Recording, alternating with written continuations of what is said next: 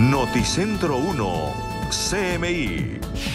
Otra joven víctima de abuso en Transmilenio. Aterrador. Hombre intenta apuñalar a otro en Transmilenio. Se salva por intervención de otros pasajeros. Motociclistas inician protesta en Bogotá. Afectaciones en Antioquia por lluvias e inundaciones. Operador XM advierte que Hidroituango no está listo para entrar en operación. Un menor de edad desaparece en medio de una creciente en el Valle del Cauca. Videos revelan posible negligencia de la policía en la muerte del hombre acusado de abusar de una joven en Transmilenio. 3 pequeñas niñas habrían sido abusadas en Cartagena por ciudadanos extranjeros. En Barranquilla detectan mansiones que están robándose la energía. Tiroteo en un Walmart en Estados Unidos deja 6 muertos. Con Luisa Tobo. Muy buenos días, bienvenidos a Noticentro 1 CMI. Un nuevo caso de violencia sexual se habría presentado en un bus del SITP en Bogotá contra una joven. Luisa, muy buenos días. ¿Qué dicen las autoridades de este caso?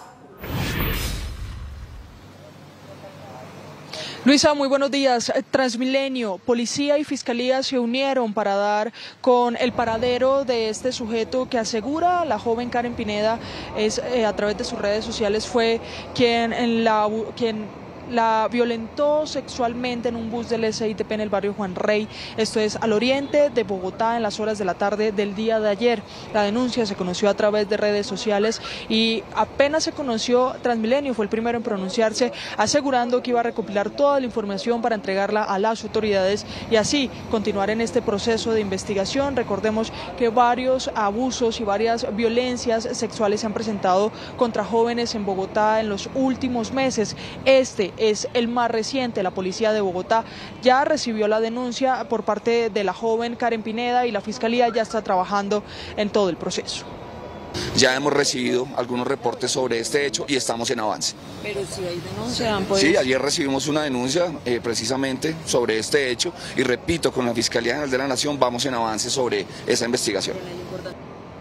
Mire, la joven asegura que este sujeto se subió a uno de los buses del SITP exactamente a la ruta 139, no pagó el pasaje, ingresó por la puerta de atrás, el bus estaba casi vacío, ella estaba en las sillas de atrás, se sentó al lado de ella, la amenazó y la agredió sexualmente. Cuando uno de los pasajeros que estaba en la parte de adelante, en una de las paradas, se bajó, pues este sujeto aprovechó también para escapar. La denuncia primero se hizo a través de redes sociales y posteriormente ante las autoridades. Pero no es el único caso de violencia que se ha registrado en el sistema de Transmilenio y es que en las últimas horas también se conoció un video en donde en medio de un acto de intolerancia un joven también usuario intentó apuñalar a otro usuario que iba en este bus articulado. Las autoridades aseguran que los altos índices de intolerancia que se han presentado en el sistema de transporte pues preocupan y por eso se van a tomar algunas medidas de seguridad como el cartel de los más buscados y también recompensas para quienes cometan estos delitos. Cada uno de estos casos debe ser evaluado bajo un comité y obviamente si tenemos la información y es requerido lo haremos y lanzaremos el cartel de los más buscados, en este caso si se necesita específicamente. Luisa, todas estas denuncias o todos estos delitos son querellables y por eso se necesita la denuncia oficial de las víctimas. Eso es lo que buscan las autoridades. Vamos a cambiar de tema. Estamos justo aquí en una de las protestas de motociclistas en Bogotá. Pese a los anuncios realizados el día de ayer por el gobierno nacional sobre los descuentos que se van a realizar en el SOAT a partir del mes de diciembre, pues los motociclistas decidieron salir porque este descuento del 50% cobija solamente a las motos con un cilindraje menor a 200 centímetros cúbicos. Nosotros vamos a intentar hablar con los moteros aquí en vivo y en directo. Buenos días, ¿cuáles son las razones hoy de estas protestas? Bueno, son algunos de los moteros que están aquí a esta hora. ¿Cuáles son las razones que tienen ustedes hoy para estar aquí? Como tal, las razones como tal es que, digamos, dejen trabajar como tal los picaminosos que son las aplicaciones como tal en plataformas, que es la Pickup. Es que por eso más que todo estamos en este punto y lo del SOAT pues ya creo que ya está solucionado esa vuelta. Y la persecución de la policía de tránsito que pues ya es como devastadora, que digamos el compañero tiene una familia y de ahí se sustenta de la moto, que trabaja día a día luchando por llevar un sustento a la casa.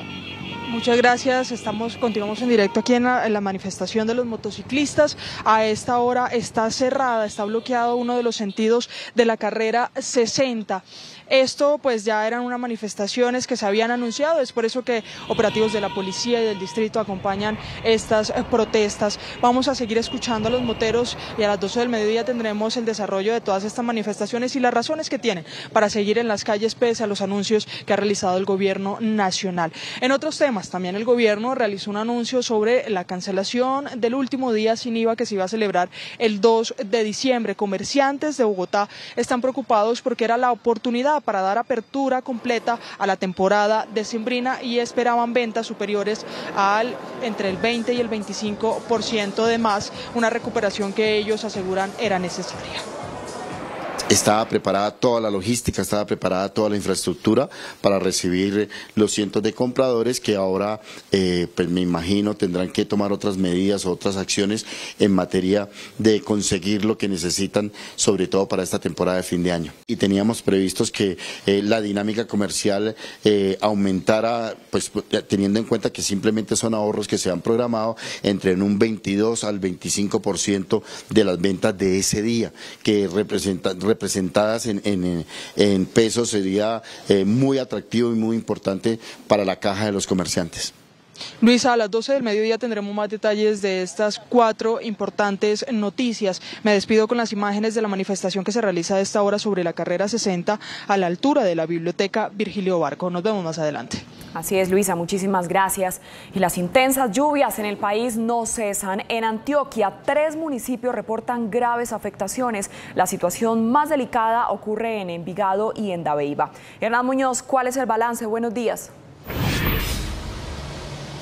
Luisa, ¿qué tal? Buenos días para usted y para todos los televidentes. Son muy graves las afectaciones que dejan las intensas lluvias en el departamento de Antioquia. Vamos a empezar por Medellín. Hace pocos minutos escampó y se reportaron inundaciones en vía pública y en las imágenes se pueden ver cómo varios vehículos quedaron atrapados en medio de una vía principal aquí en el departamento de Antioquia, específicamente en las inmediaciones de la Universidad Nacional. En el municipio de Envigado, en el sur del Valle de Aburrá, en la noche y en la madrugada se reportaron varias emergencias que dejan como saldo por lo menos 43 viviendas afectadas, una destruida en la vereda Las Palmas para un total de 100 personas. A esta hora concluyó un consejo extraordinario municipal de gestión del riesgo y lo más probable, lo ha dicho hace pocos minutos el alcalde de este municipio del sur del Valle de Aburrá, es que se tendría que declarar una urgencia manifiesta. Todavía no se tiene claro el valor, pero esto sería confirmado en las próximas horas cuando concluya un censo para validar el número exacto de personas damnificadas. Y en el municipio de Dabeiba, en Antioquia, hay más de 100 niños desescolarizados por el desplome de 2 puentes allí en esta zona que comunica a Medellín con el Urabá antioqueño. Las autoridades han confirmado que un hospital y el muro de una escuela sufrieron afectaciones. En la institución educativa se desplomó un muro de esta estructura, lo que pone en riesgo a las personas que allí se encuentran.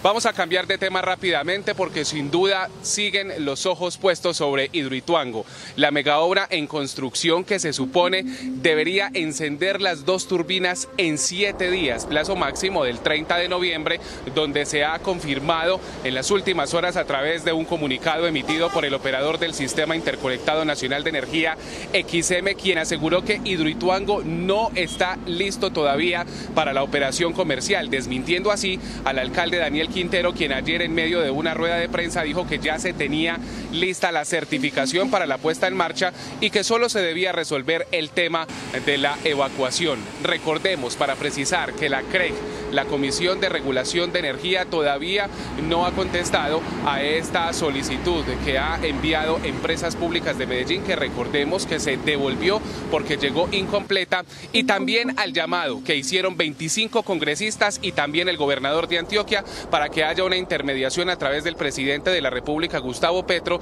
y no se cobre esta multa.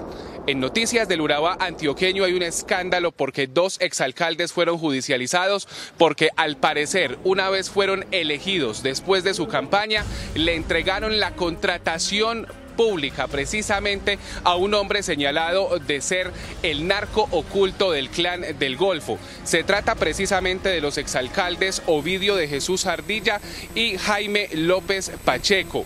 Según la investigación que fue adelantada y se ha confirmado en las últimas horas por una fiscal especializada de Antioquia con labor de policía judicial de la Dijín, estos exalcaldes hicieron una contratación de la siguiente manera. El exalcalde de Carepa, Antioquia, presuntamente entregó 3 contratos por más de 8.350 millones de pesos, mientras que el exalcalde de Necoclí, Antioquia, habría asignado contratos por más de 1.690 millones de pesos. Y funcionaba de la siguiente manera: cuando estaban en campaña, al parecer recibieron un valor de 410 millones de pesos y una vez fueron elegidos comenzó la contratación ilegal.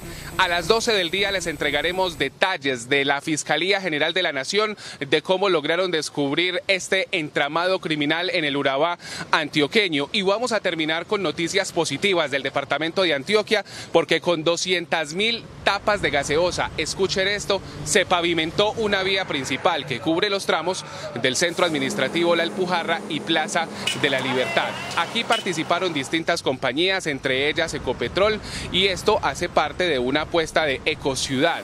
Usar este novedoso método asfáltico permite darle un segundo uso al material reciclado y evitar que se vaya a las fuentes hídricas y rellenos sanitarios. Más adelante regresamos nuevamente con la información de la capital de Antioquia. Hernán Muñoz, Noticentro 1, CMI.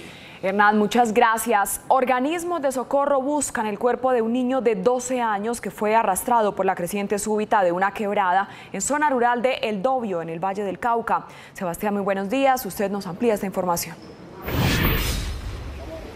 Hola Luisa, televidentes, muy buenos días. Es un niño de 12 años, en efecto, que pertenece a una comunidad indígena de la zona rural del municipio de El Dobio, en el norte del Valle del Cauca. Según lo que reportan los organismos de socorro, a esta hora se adelantan las labores de búsqueda y rescate. Pertenecía a la institución educativa IDEVIC y se dirigía hacia su resguardo indígena de Patatal cuando fue sorprendido por una creciente súbita que lo arrastró cuando él se desplazaba a lomo de mula por este corredor. Las autoridades también están apoyando estas labores de búsqueda y rescate del niño de 12 años, la nueva víctima que dejan las lluvias en nuestro departamento del Valle del Cauca. Por otro lado, también se encuentra la vía al mar obstaculizada en su tercer día. Los transportadores han dicho que alrededor de unos 2.000 contenedores se encuentran represados, que no han podido salir desde el principal puerto sobre el Pacífico colombiano. Las pérdidas para su sector suman 4.000 millones de pesos diariamente, pero también hay otros sectores que se encuentran bastante afectados, como el turismo, por ejemplo. Por eso a esta hora nos acompaña Edwin Maldonado, él es el director ejecutivo del Comité Intergremial del Valle. Bienvenido, doctor Edwin, a Noticentro 1 CMI. ¿A cuánto ascienden esas pérdidas diariamente y en su totalidad? Muchas gracias, un saludo para todos. Sí, lastimosamente, cuando se bloquea Bonaventura se presentan pérdidas de alrededor de 5.000 millones para el tejido empresarial de Bonaventura. Esto es más que todo en los sectores de comercio, de turismo y logística, que en su mayoría son empresas pequeñas, MIPYMES. Entonces nos preocupa el tema de la generación de empleo, dada la realidad social que tiene el puerto de Bonaventura.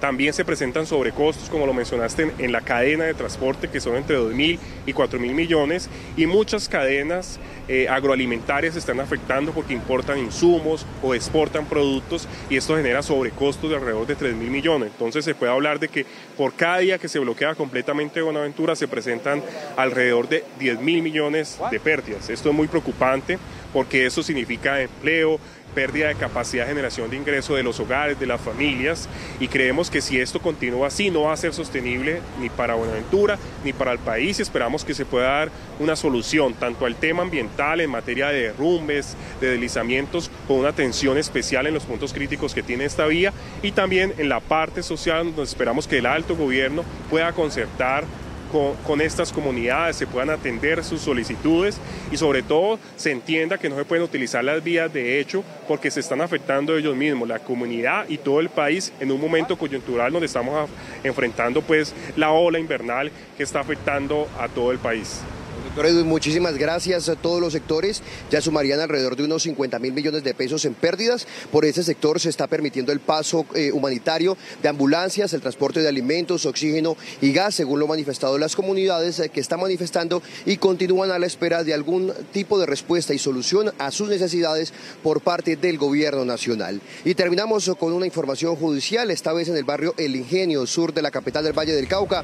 En una vivienda lujosa que pertenecía a la Sociedad de Activos Especiales fue descubierto un cargamento de alucinógenos. El reporte de una riña que hicieron los vecinos del sector a las autoridades permitió que descubrieran un cargamento de marihuana, el cual era consumido en este establecimiento, o mejor, en esta vivienda, y al igual era distribuido en distintos puntos de la ciudad.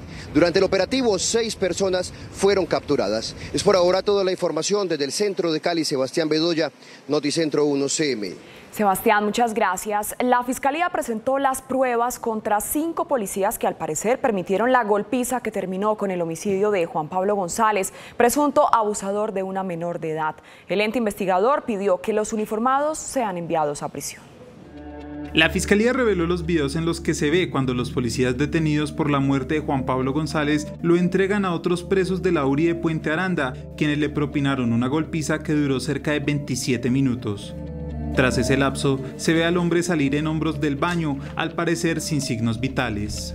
La Fiscalía dice que los uniformados estuvieron al tanto del minuto a minuto de la agresión. Se observa que los patrulleros González y Sánchez, miren eso, fueron golpeados con el brazo derecho de un PPL que está sin camisa. Estaban tan encima que los empujan, los golpean para que se quiten, para que permitan el paso ya del baño hacia la celda número 4 con el cuerpo ya sin vida de Juan Pablo González Gómez. La Procuraduría y la Fiscalía pidieron enviar a la cárcel a los 5 policías por su presunto vínculo con el homicidio del hombre detenido inicialmente por abusar sexualmente de una menor. Hacemos una pausa en Noticentro 1 CMI y al regresar espere. 3 niñas habrían sido abusadas en Cartagena por ciudadanos extranjeros. Ya volvemos.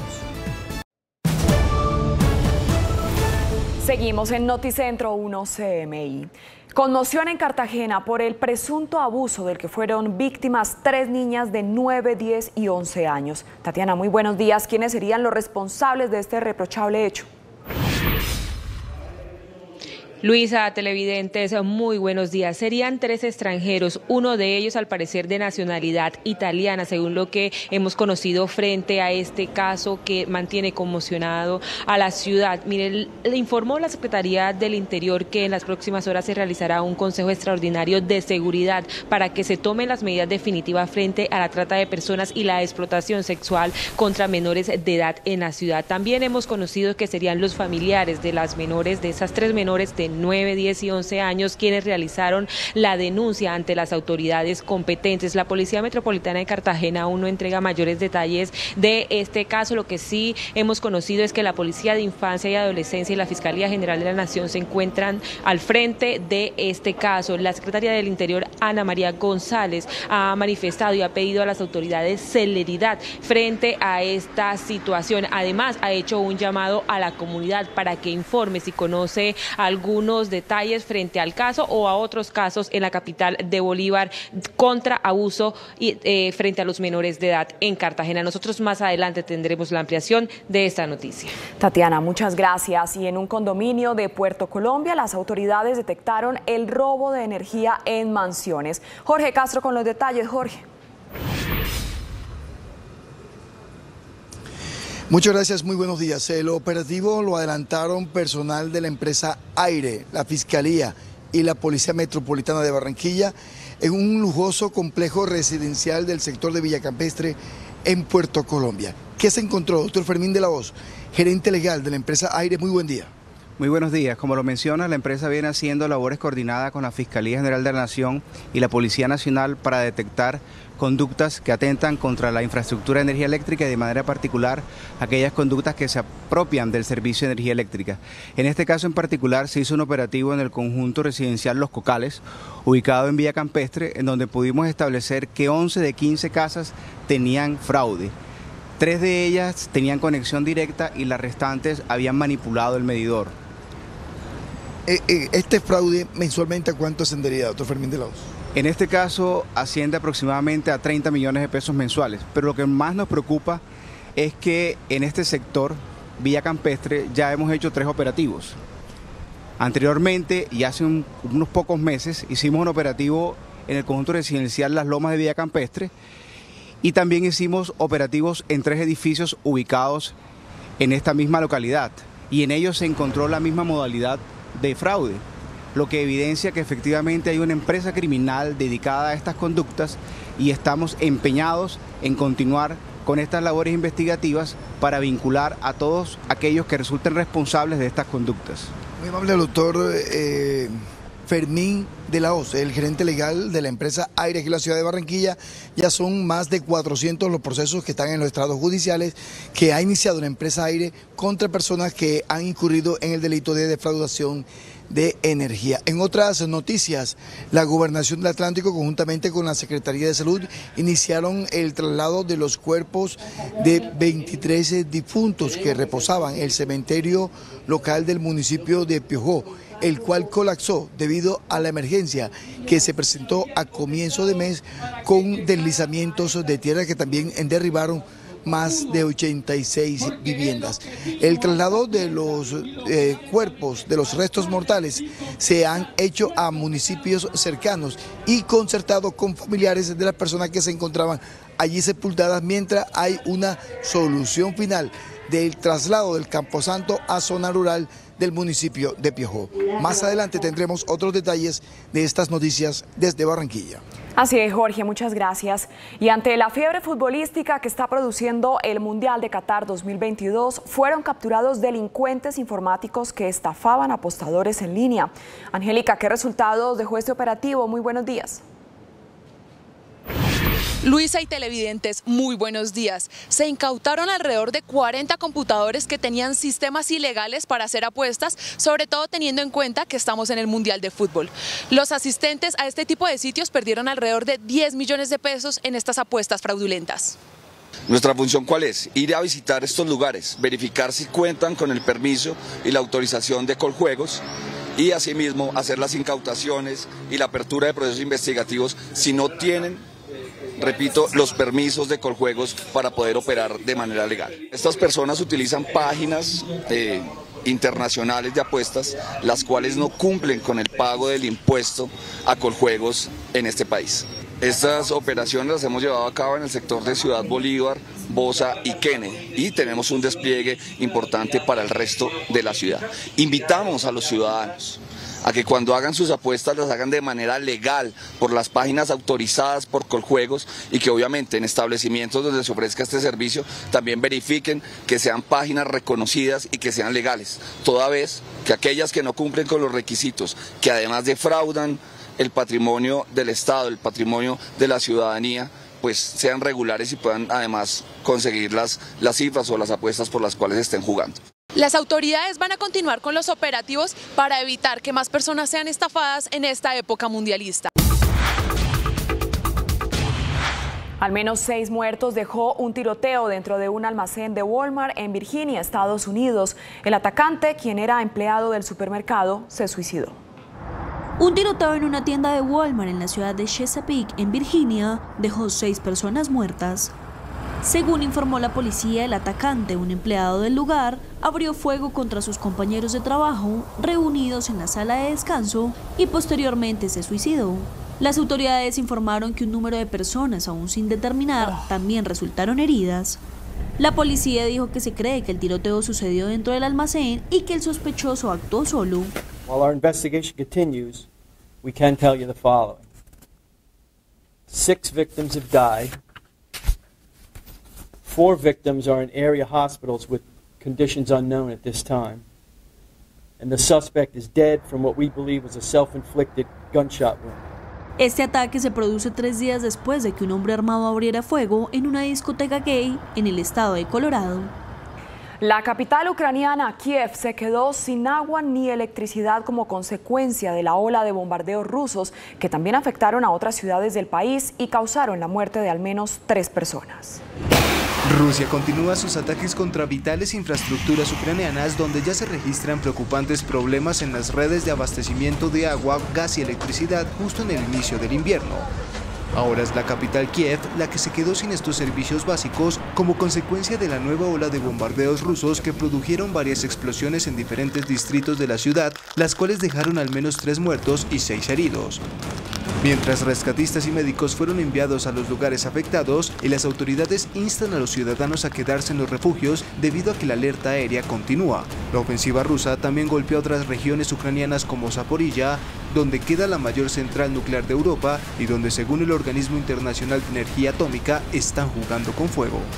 Los ataques también tuvieron consecuencias en la vecina nación de Moldavia, donde se registraron cortes masivos de electricidad que se suman a los grandes problemas energéticos que ha causado en este país la guerra en Ucrania. El Parlamento Europeo declaró a Rusia como Estado promotor del terrorismo. Con 494 votos a favor, 58 en contra y 44 abstenciones, la plenaria del Parlamento Europeo aprobó este miércoles una resolución que califica a Rusia como un país promotor del terrorismo a raíz de la guerra contra Ucrania, de sus ataques deliberados y las atrocidades cometidas, y pidió a los 27 países del bloque que acompañen ese reconocimiento.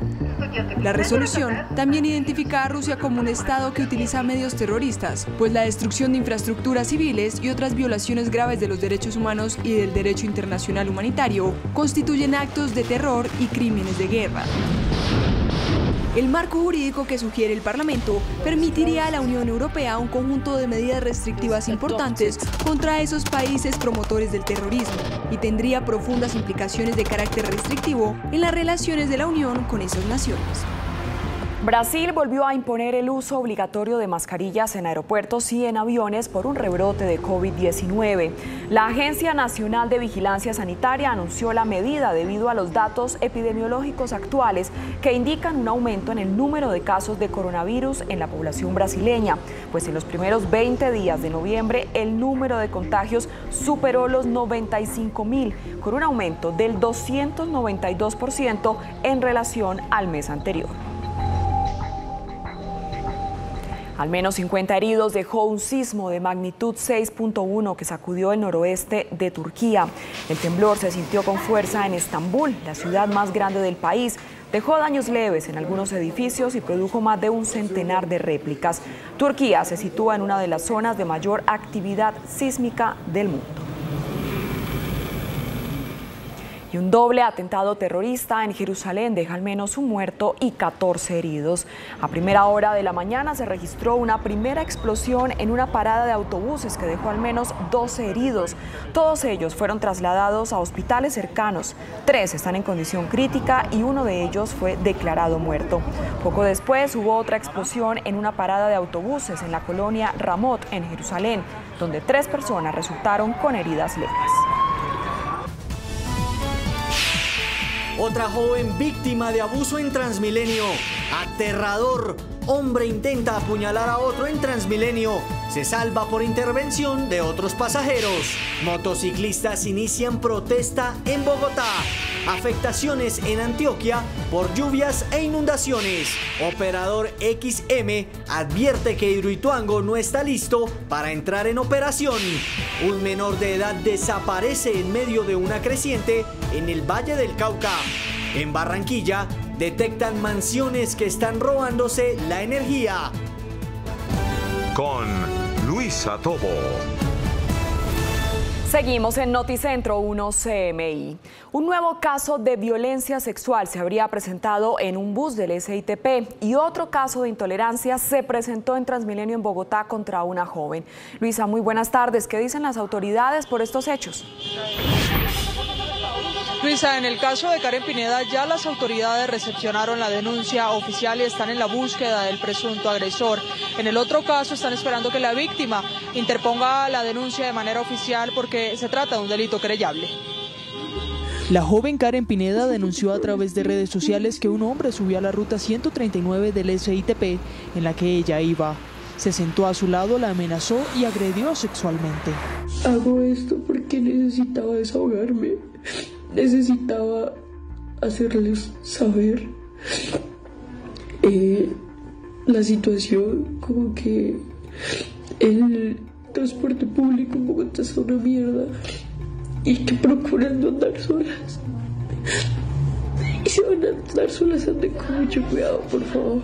La policía está en la búsqueda del agresor que escapó en una de las paradas del barrio Juan Rey. Ya hemos recibido algunos reportes sobre este hecho y estamos en avance. Pero si hay denuncia, han podido... Sí, ayer recibimos una denuncia precisamente sobre este hecho y repito, con la Fiscalía General de la Nación vamos en avance sobre esa investigación. Tan pronto se conoció la situación, Transmilenio se puso en contacto con la persona que denunció este caso para activar las rutas de respuesta y atención interinstitucional con la Policía Nacional, la Secretaría Distrital de la Mujer y la Fiscalía Seccional, al tiempo que se iniciaron las investigaciones internas a fin de recabar información para aportar a las autoridades competentes en el marco de la investigación y el esclarecimiento de lo sucedido.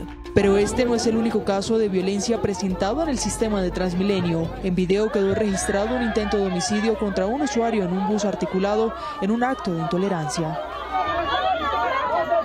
Debemos entender lo que es una dinámica de convivencia difícil, la cual estamos priorizando una a una. Cada que recibimos una denuncia, sea por los medios de comunicación, por las redes sociales, siempre necesitamos ubicar a las víctimas, toda vez que es un delito querellable y necesitamos conocer de primera mano cómo fueron los hechos y asimismo poder dar un resultado a la ciudadanía.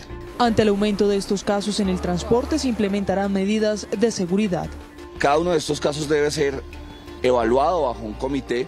Y obviamente, si tenemos la información y es requerido, lo haremos y lanzaremos el cartel de los más buscados, en este caso si se necesita específicamente. La denuncia por este caso no ha sido interpuesta por la víctima. Luisa, a esta hora inicia la movilización de los motociclistas que salen desde la Biblioteca Virgilio Barco. En el siguiente informe les contamos las inconformidades y propuestas de este grupo. Pese a los anuncios del gobierno nacional en apoyar la reducción del 50% en el SOAT, hoy motociclistas de Bogotá adelantan una protesta por los requisitos para obtener este beneficio. No nos parece justo que solamente sean las de bajo cilindraje, porque los de alto cilindraje también tenemos que ver en todo esto de del SOAT. Aparte de todo, la malla vial de Bogotá es una cosa tétrica, o sea, está muy fea la malla vial, huecos por todo lado, la accidentalidad no solamente tiene que ver pues con la parte de que sea culpa de nosotros los motociclistas. La gente abusa de ser policía y nos recriminan mucho a nosotros, eso es una parte. La otra, muchos cambios en el Código Nacional de Tránsito, porque las motocicletas todas comparendos y realmente no debería ser así. Quienes trabajan en aplicaciones de transporte exigen apoyo por parte del Estado.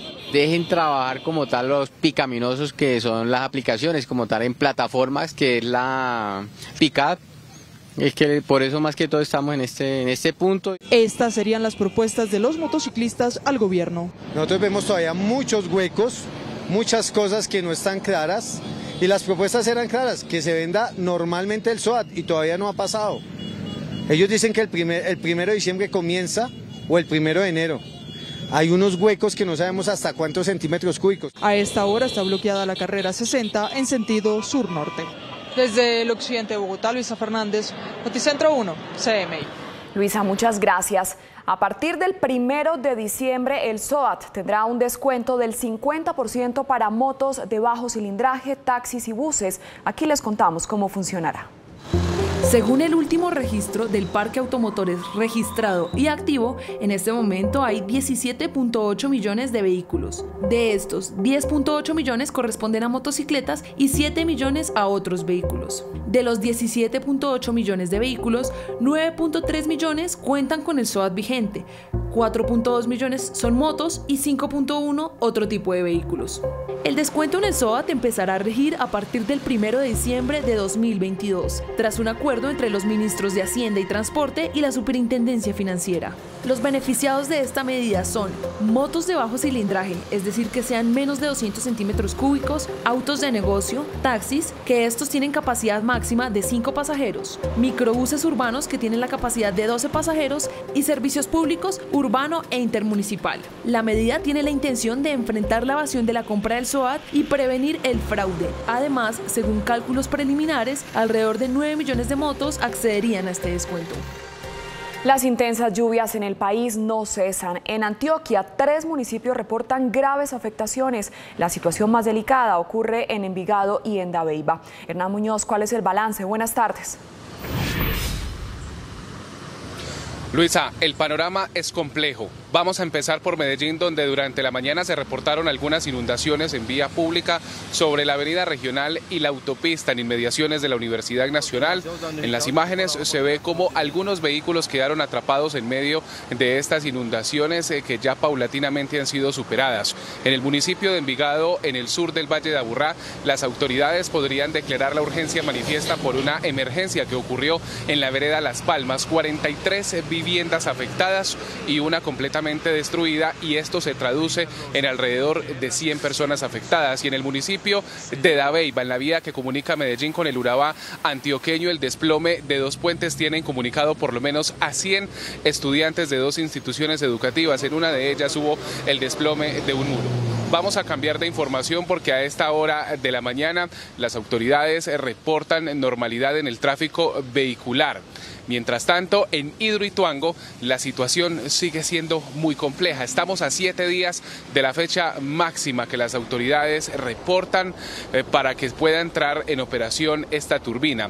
En las últimas horas, a través de un comunicado, el operador del Sistema Interconectado Nacional de Energía, XM, aseguró que Hidroituango todavía no está lista para la operación comercial, desmintiendo al alcalde Daniel Quintero, quien ayer en medio de una rueda de prensa dijo que ya se tenía toda la certificación para la puesta en marcha y que solo se debía resolver el tema de la evacuación. Cambiamos de tema porque hay un escándalo en el Urabá antioqueño. 2 exalcaldes fueron judicializados porque presuntamente desviaron los recursos públicos y se los entregaron a la empresa de un hombre señalado de ser un narco invisible del Clan del Golfo. ¿Qué pasó con la plata de Carepa y Necoclí? La respuesta está en manos de la Fiscalía, quien descubrió que los exalcaldes Ovidio de Jesús Ardilla y Jaime López Pacheco al parecer direccionaron la contratación de sus municipios hacia la empresa de un hombre conocido como alias Messi o Candado, uno de los señalados narcos invisibles del Clan del Golfo. El exalcalde de Carepa, Antioquia, presuntamente entregó 3 contratos por más de 8.350 millones de pesos. Durante la audiencia, la fiscal advirtió que los exmandatarios habrían recibido dádivas por cada contrato. Los mandatarios locales obtenían entre el 12 y el 15% del valor de todos los contratos en contraprestación a los favores económicos generados en las campañas políticas. Según la Fiscalía, ambos exmandatarios habrían recibido aportes por 410 millones de pesos para sus campañas políticas y una vez ganaron las elecciones, inició el compromiso pactado de la contratación ilícita. En las maniobras ilícitas, al parecer, también participó el exsecretario de Planeación de Carepa, Alex Lozano, quien sería el responsable de direccionar un contrato por 453 millones de pesos para la construcción de un parque. Según el posible nivel de participación, los funcionarios podrían ser imputados por los delitos de concierto para delinquir agravado con fines de cometer delitos contra la administración pública e interés indebido en la contratación.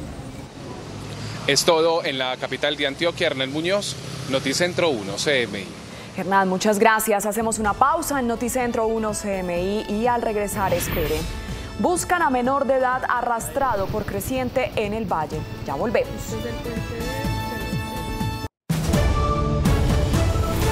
Seguimos en Noticentro 1 CMI. Organismos de socorro buscan el cuerpo de un niño de 12 años que fue arrastrado por la creciente súbita de una quebrada en zona rural de El Dobio, Valle del Cauca. Sebastián con los detalles. Sebastián, buenas tardes. Hola Luisa, televidentes, muy buenas tardes. Se trata de un niño de 12 años de la comunidad indígena de El Batatal. Él se dirigía a lomo de mula desde su institución educativa hacia el resguardo indígena cuando fue sorprendido por una creciente súbita. A esta hora los organismos de socorro y las autoridades adelantan las respectivas labores de búsqueda y rescate del cuerpo de este pequeño que pertenecía a una comunidad indígena del Valle del Cauca. Pero la temporada de lluvias también mantiene a bastantes familias afectadas en zonas aledañas al puerto de Buenaventura, las cuales hoy completan su tercer día de manifestación y realizan un bloqueo permanente en el acceso al puerto, que están generando millonarias pérdidas para la economía nacional. Según la Asociación Nacional de Transportadores, diariamente están perdiendo 4.000 millones de pesos y hay 2.000 contenedores represados por los bloqueos que mantienen desde hace 3 días las comunidades en los sectores de La Delfina y Cisneros, impidiendo el paso hacia Buenaventura, Valle del Cauca. En este momento hay más o menos unos 2.000 contenedores TEUs que llaman represados que no pueden salir de los puertos. Los líderes gremiales reportan pérdidas que ascienden a los 50.000 millones de pesos en los sectores del turismo, transporte y comercio exterior. Por el puerto de Buenaventura, en lo que es comercio exterior, se mueve alrededor del 37% del comercio nacional, y si uno tiene en cuenta solo las importaciones, es alrededor del 60%. Sin embargo, las comunidades dicen que permanecerán obstaculizando el tránsito vehicular hasta recibir una solución del gobierno nacional. Tenemos totalmente cerrado por el motivo de que el gobierno nacional, el gobierno departamental, no nos ha cumplido con la solicitud hecha en el marco de la protesta por las afectaciones de ola invernal que hemos tenido dentro de los territorios. Y en este momento el río Dagua y el río Pepitas están muy crecidos y siguen las afectaciones dentro de nuestras comunidades. Los manifestantes habilitaron un corredor humanitario para permitir el paso de ambulancias, organismos de socorro, alimentos, gas, oxígeno e insumos médicos desde y hacia el principal puerto sobre el Pacífico colombiano. Nosotros estaremos muy pendientes a la situación de orden público que se presenta en este importante corredor vial del país y a la espera de alguna respuesta por parte del gobierno nacional. En otras noticias, las autoridades hicieron un sorprendente hallazgo en una vivienda que está bajo la administración de la Sociedad de Activos Especiales, pero que fue invadida por expendedores de alucinógenos en el barrio El Ingenio, sur de Cali. El reporte de una riña al interior de una lujosa vivienda del sur de Cali terminó con la incautación de media tonelada de marihuana distribuida en 45 cajas y cuyo valor aproximado sería de 540 millones de pesos. 6 personas fueron capturadas. Mucha gente indicaba que los problemas se estaban presentando al interior de una casa que ahí mismo lo denominaban como la Casa del Terror. Una casa que había sido invadida, que está a disposición de la SAE, pero ha sido invadida por personas. Allí se dedicaban al consumo, a la fabricación o elaboración de dosis de estupefacientes como marihuana para ser distribuida en la ciudad. Mientras que en un vehículo de carga las autoridades hallaron un cargamento con 260 bultos de marihuana que pertenecía a la columna Dagoberto Ramos de las disidencias de las FARC cuando se desplazaba por la zona rural de Padilla, Cauca. Se incautaron 5 toneladas de marihuana, las cuales iban a ser comercializadas en Centroamérica y Estados Unidos. Este importante resultado impacta directamente el corredor estratégico utilizado por los carteles internacionales en alianza con los grupos armados residuales que delinquen en la región. Este año, de acuerdo con el ejército, se han decomisado más de 70 toneladas de droga que pretendían ser enviadas hacia Centroamérica y Estados Unidos. Es por ahora toda la información en Cali. Sebastián Bedoya, Noticentro 1 CMI. Sebastián, muchas gracias. El ministro de Defensa, Iván Velásquez, confirmó la salida de 2 oficiales de la Policía Nacional que estaban en la Dirección de Seguridad Ciudadana y en la Dirección del Gaula. Con la ausencia del director de la Policía, general Henry Sanabria, el ministro de Defensa, Iván Velásquez, justificó la salida de 2 oficiales de la policía. El director de Seguridad Ciudadana, general Javier Josué Martín Gámez, y el director del Gaula, coronel Helber Cortés. Son análisis pues que no podemos hacer una declaración pública de cada caso puntual, y en la revisión justamente permanente de las acciones, de cómo se viene prestando el servicio, se toman decisiones como estas que se refieren a los 2 oficiales.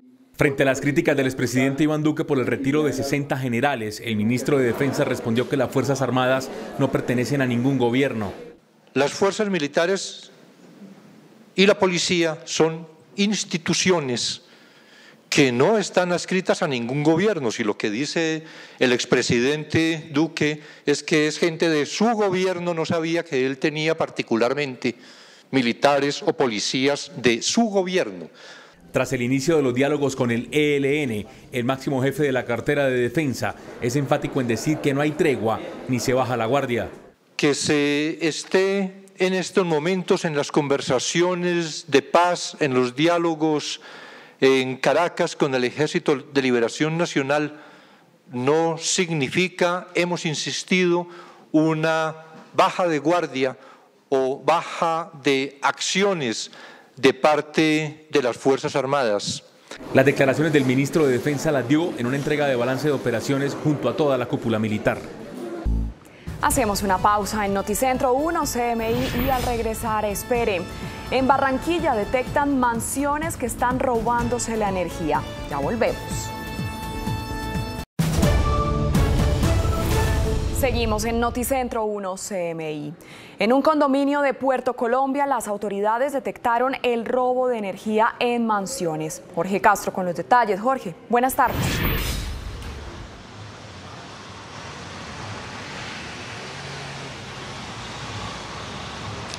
Muchas gracias, muy buenas tardes. La preocupación de las autoridades radica a que estos casos de fraude se están concentrando en sectores exclusivos de Barranquilla y el área metropolitana. El nuevo golpe al robo de energía se dio en un condominio de un exclusivo sector del balneario de Puerto Colombia en el Atlántico. Los técnicos de la empresa detectaron 7 medidores manipulados y 3 predios con servicio de energía, pero sin facturación, es decir, que contaban con el servicio 24 horas al día para encender aires acondicionados y otros electrodomésticos, pero no tenían contratado con la compañía el servicio en sus casas. Se hizo un operativo de manera conjunta con la Policía Nacional en Los Cocales, Villa Campestre, en donde 11 de 15 casas tenían fraude, algunas con manipulación del medidor, otras con la cometida. La mayoría de las viviendas son de 2 niveles con equipos de alto consumo de energía. Nos sorprende que a estas alturas usuarios de esta categoría, porque son viviendas de estrato social alto, continúen cometiendo este tipo de conductas que tienen una pena de 6 años de prisión. Informó la compañía que a la fecha ya son más de 400 procesos que se siguen por defraudación y más de 172 personas capturadas. En otras noticias, comenzó la evacuación paulatina del cementerio del municipio de Piojó, que colapsó por deslizamiento de tierra presentados a comienzo de mes. Ya fueron trasladados a diferentes municipios del departamento del Atlántico los restos mortales de 21 personas que se encontraban sepultadas en ese camposanto. Noticias desde Barranquilla con Jorge Castro, Noticentro 1 CMI. Jorge, muchas gracias. Y mucha atención, esta es una noticia en desarrollo porque un cabo del ejército y un soldado fueron secuestrados durante un operativo contra las disidencias del Frente 36 de las FARC en la vereda Palmechal, en Briceño, Antioquia. En esta operación, un menor fue recuperado. Así llegamos al final de esta emisión de Noticentro 1 CMI, pero a las 8 de la noche esperen una nueva emisión de noticias. ¡Feliz tarde!